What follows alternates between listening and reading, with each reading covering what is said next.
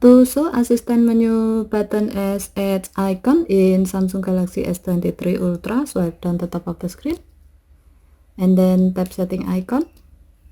Scroll down the screen to find accessibility. Tap accessibility and then tap interaction and dexterity.